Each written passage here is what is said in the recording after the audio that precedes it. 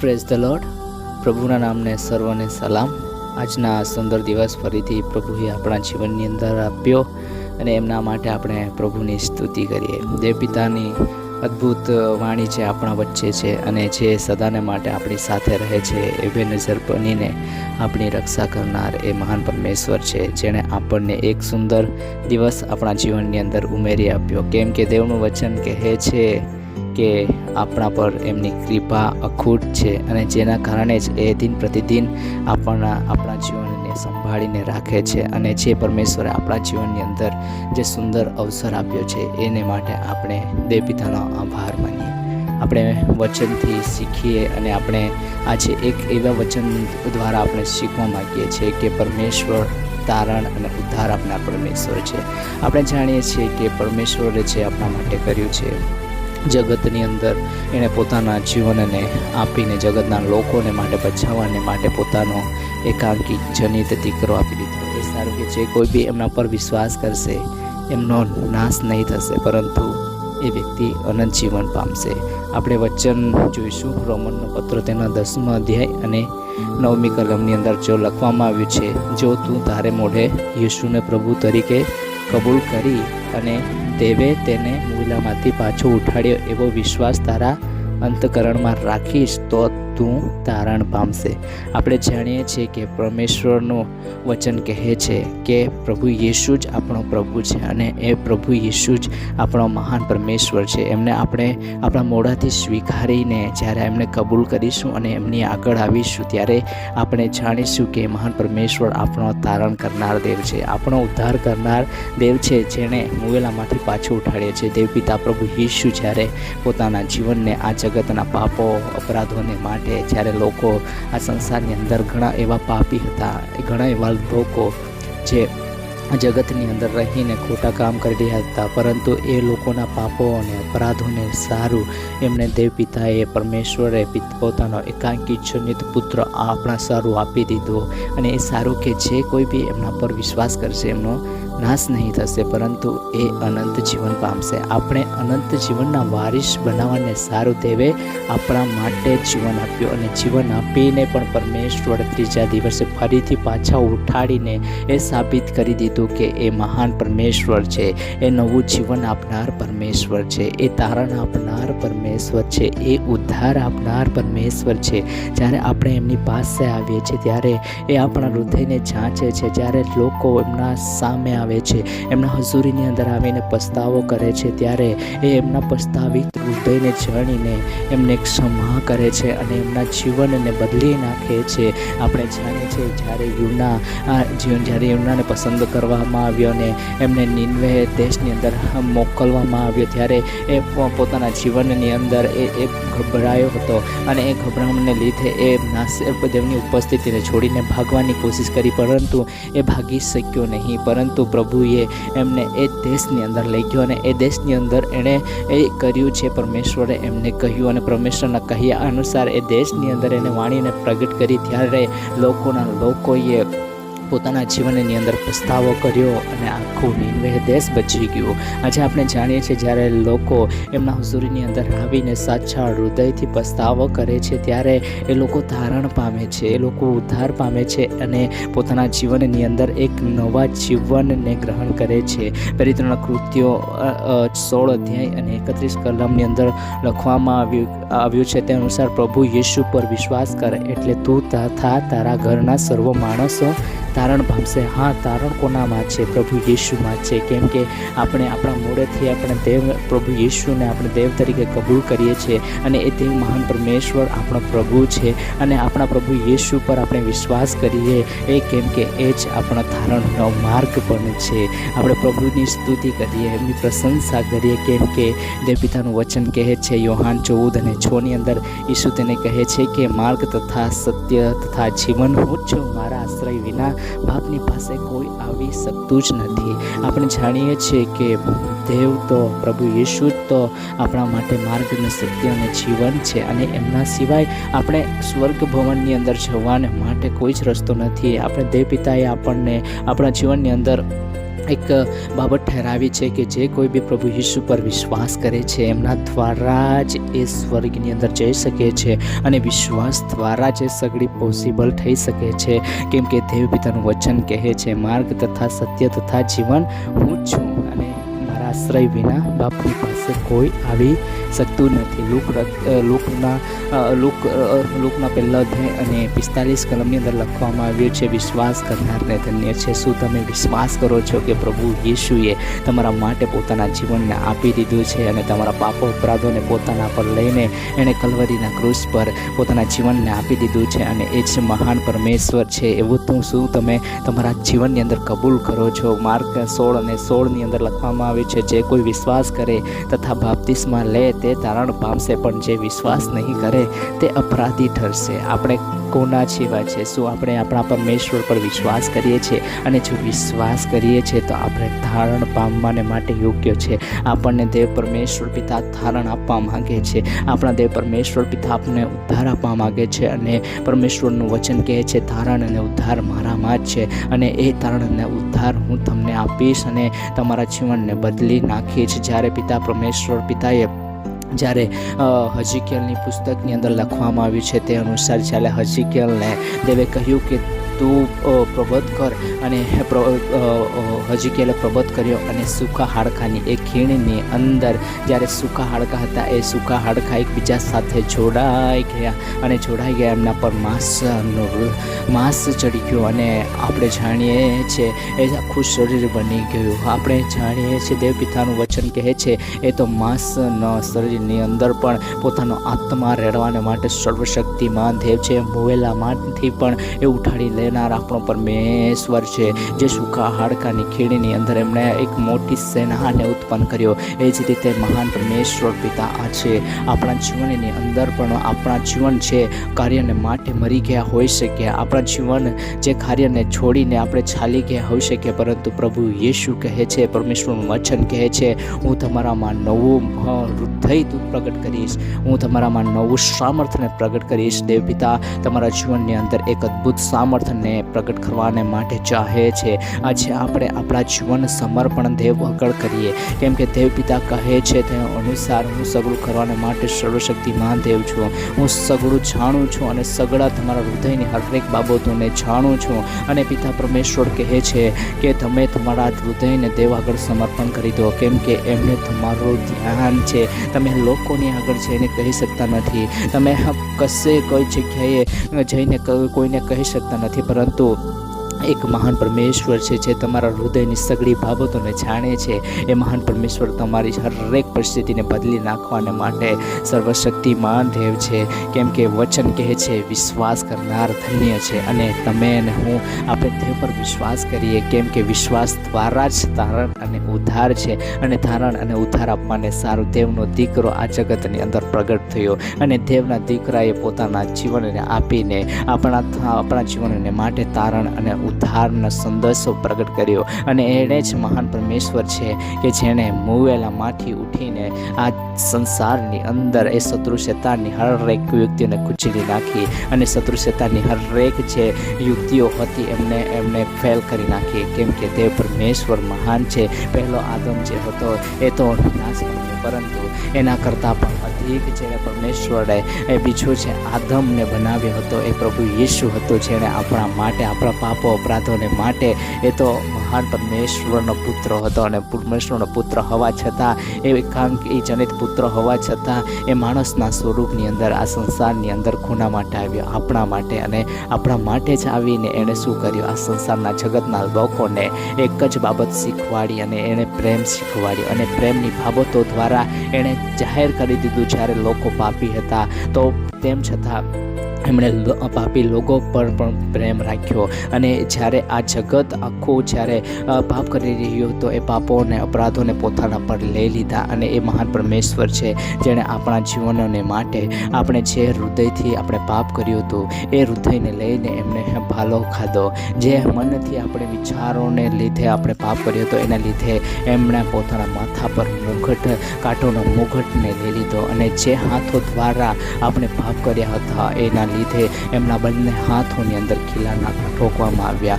જે પગો દ્વારા આપણે ચાલીને પાપ કર્યો હતો એ પગોના લીધે પરમેશ્વર પિતાએ પોતાના પગો પર ખીલા ખાધા. આજે પરમેશ્વરે આપણા માટે સગળું લઈ લીધું છે. આપણા બોજોને પરમેશ્વરે લઈ લીધા છે. આપણે જેવા છે તેવા જ નહીં રહીએ, પરંતુ પ્રભુ પર વિશ્વાસ કરીએ કે દેવ પિતાએ અમને અમારા જીવનની અંદર એક નવું જીવન આપ્યું છે, અને નવું જીવન એ પરમેશ્વરના વચનોની અંદર છે, પરમેશ્વરના એ લોહીની અંદર છે, એ પરમેશ્વરના એક વિશ્વાસની અંદર છે. આપણે આપણા દેવ પિતા પર વિશ્વાસ કરીએ છીએ, અને એ વિશ્વાસના દ્વારા જ આપણે એક નવા જીવનને પ્રાપ્ત કરી શકીએ છીએ. કેમ કે દેવ ચાહે છે કે આપણે એમના પર વિશ્વાસ કરીએ, અને એ વિશ્વાસ દ્વારા જ સગળું થાય છે. ત્યારે આપણે દેવને હાંક મારતા રહીએ, સર્વ સમયે સર્વ પરિસ્થિતિની અંદર આપણે દેવને પોકારી ઉઠીએ.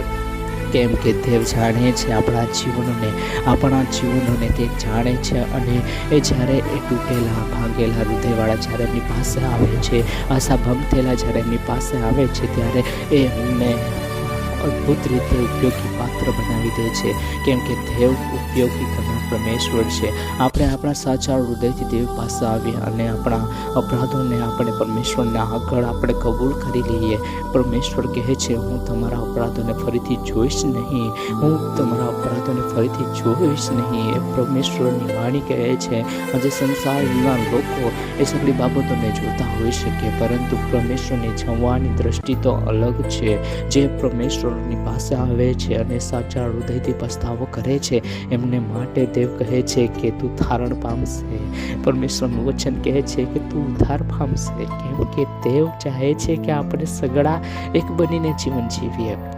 કેમ કે દેવ ચાહે છે કે આપણે જે રીતે પરમેશ્વર પ્રભુ યેસુએ જે રીતે આ સંસારને જીતવાને માટે પોતાના જીવનને આપી દીધું, એ જ રીતે આપણે પણ આ સંસારની અંદર એકબીજાને માટે પ્રાર્થના કરીને, એકબીજાના માટે સલાહકાર બનીને, એકબીજાના પરિસ્થિતિને જાણીને સમજીને એમની સાથે સહભાગી બનીને આપણે આ સંસારની અંદર સર્વશક્તિમાન પરમેશ્વરની કૃપામાં આગળ વધતા જ જઈએ. અને શત્રુ શેતાનની જે કુયુક્તિઓ છે એમને આપણે થોડનાર બની જઈએ. પરમેશ્વરનું એક વચન છે કે આપણે જ્યારે એક બનીને જ્યારે પરમેશ્વરની સેવાને અર્થે ઉઠીશું, ત્યારે એ શત્રુ શેતાનની કોઈ બી કુયુક્તિ કદી સફળ થશે જ નહીં. એમની હરેક કુયુક્તિને તોડવાને માટે પ્રભુએ આપણા જીવનની અંદર વચન આપ્યું છે, અને વિશ્વાસનું વચન એ છે કે વિશ્વાસ દ્વારા આપણે જે કંઈ બી કહી દઈશું તે થઈ જશે. આપણે પ્રભુ યીશુના નામથી આપણે આજે કોઈ બી પરિસ્થિતિ કે એમના સર્જાઈ હોય આપણા જીવનની અંદર, પરંતુ આપણે પ્રભુ યીશુના નામથી કહી દઈએ કે તું પરિસ્થિતિ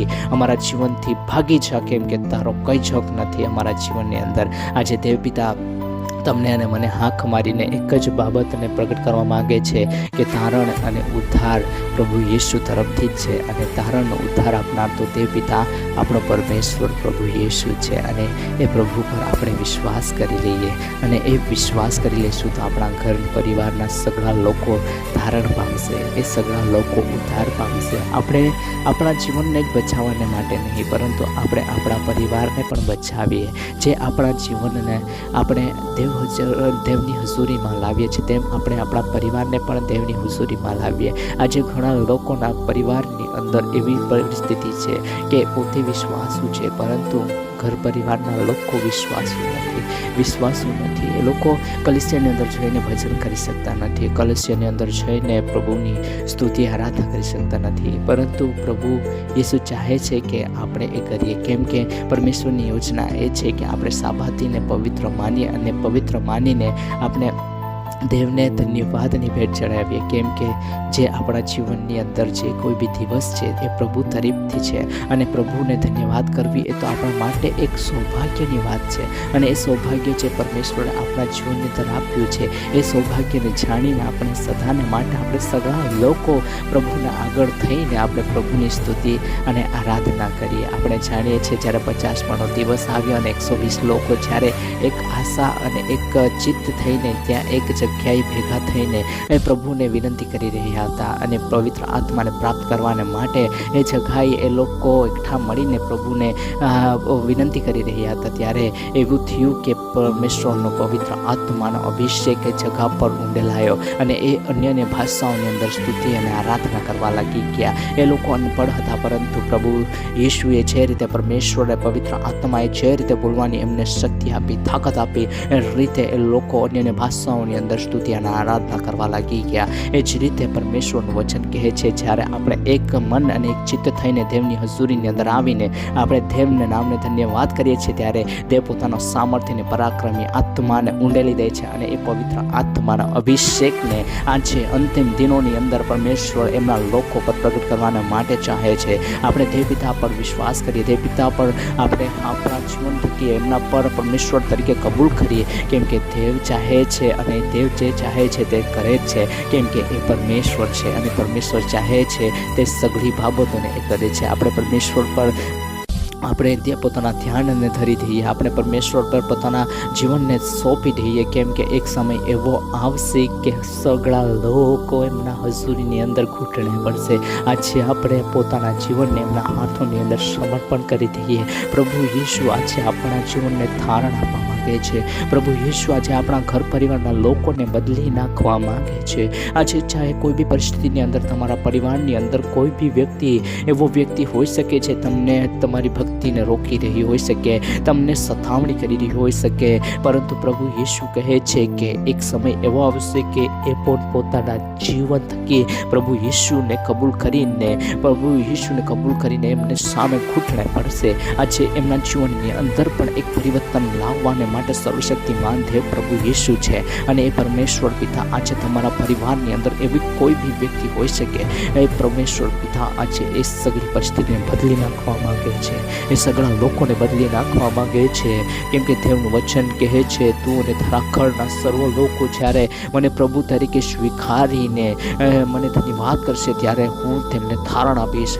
આ પરમેશ્વર પિતા આજે તમને ધારણ આપવા માંગે છે. પરમેશ્વરનું વચન આજે તમને ધારણ આપવા માંગે છે. તમારા ઘર પરિવારને એ બચાવીને પરમેશ્વર પિતા એક અદ્ભુત કાર્યને માટે ઉપયોગી પાત્ર બનાવવા માંગે છે. આપણે દેવ પિતા પર વિશ્વાસ કરીએ છીએ ત્યારે એ સગળી બાબતોને બદલી નાખે છે, કેમ કે દેવને આપણે વિશ્વાસ દ્વારા જ પ્રસન્ન કરી શકીએ છીએ અને વિશ્વાસ દ્વારા દેવ પ્રસન્ન થાય છે. માટે આપણે પ્રભુનો ધન્યવાદ કરીએ અને આવો આપણે આપણા પરિસ્થિતિને પરમેશ્વરની હજૂરીમાં લાવીને આપણે દેવ પિતાને કહીએ કે દેવ પિતા તમે અમને સહાયતાને મદદ પૂરી પાડો, અમારા ઘર પરિવારની અંદર સહાયતાને મદદ પૂરી પાડો, કે જેથી અમારા ઘર પરિવારના સગળા લોકો બચી જાય અને સગળા લોકો તમારી સ્તુતિ કરે, તમારી ભક્તિ આરાધના કરે. આવો આપણે આપણા આંખોને બંધ કરીને આપણે ધન્યવાદ હો સ્તુતિઓના સિંહાસન પર બિરાજમાન મારા પિતા, હો પરમેશ્વર પિતા, હો પિતા પ્રભુ છે, અમે તમારા ચરણોમાં આવીએ છીએ પિતા. અમે અમારા જીવનની હરેક પરિસ્થિતિને તમારી હજૂરીની અંદર લાવીએ છીએ પિતા. પરમેશ્વર પિતા, અંતિમ દિનોમાં પરમેશ્વર પિતા તમારું વચન કહે છે કે હું મારો આત્મા રેડી દઈશ.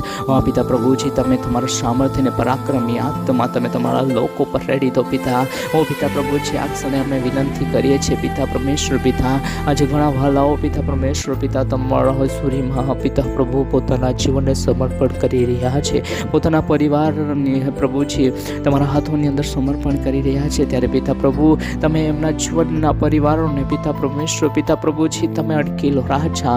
તમે હે પ્રભુજી જે કોઈ બી વ્યસનની અંદર હોઈ શકે, જે કોઈ બી પરિસ્થિતિની ખરાબ પરિસ્થિતિની અંદર જીવન જીવી રહ્યું હોઈ શકે, જે કોઈ બી પાપની અંદર જીવન જીવી રહ્યું હોઈ શકે, પિતા પ્રભુ એમના જીવનને તમે અડકી લો અને પિતા પ્રભુ તમે એમના જીવનને તમારા તરફ વાળો. ઓ પિતા પ્રભુ એ લોકો પિતા પ્રભુજી તમને પ્રભુ તરીકે સ્વીકાર કરે અને તમારું વચન કહે છે તે અનુસાર પ્રભુ છે, જે કોઈ બી તમને પ્રભુ તરીકે સ્વીકાર કરે છે તે ધારણ પામશે, તે ઉદ્ધાર પામશે. હા પિતા પરમેશ્વર પિતા, તમે પ્રભુજી ઉદ્ધાર આપનાર પરમેશ્વર છો પિતા, તમે ધારણ આપનાર પરમેશ્વર છો પિતા પ્રભુજી.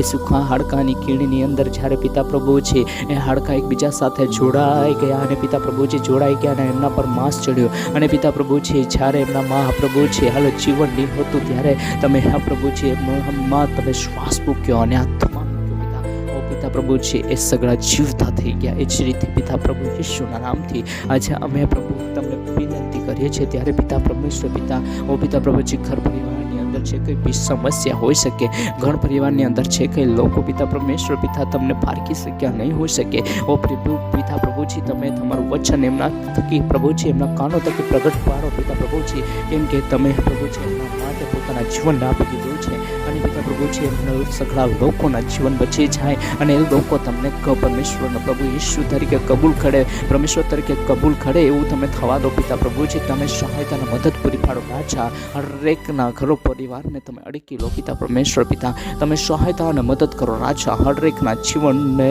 તમે ઓ પિતા પરમેશ્વર પિતા ક્ષમા કરી દેજો પિતા પરમેશ્વર પિતા, તમારો સમાળું હાથ અને પિતા પ્રભુજી તમારો દયાળુ હાથ તમારા લોકો પર તમે પ્રગટ કરો પિતા, જે રીતે પિતા પ્રભુજી નિનવે દેશ આખું દેશ બચી ગયું એ જ રીતે ઓ પિતા પ્રભુજી પરિવારના લોકો, ગામના લોકો, દેશના લોકો આજે બચી જવાને પામે એવું તમે થવા દેજો પિતા પ્રભુજી, સહાયતાને મદદ પૂરી પાડો રાજા.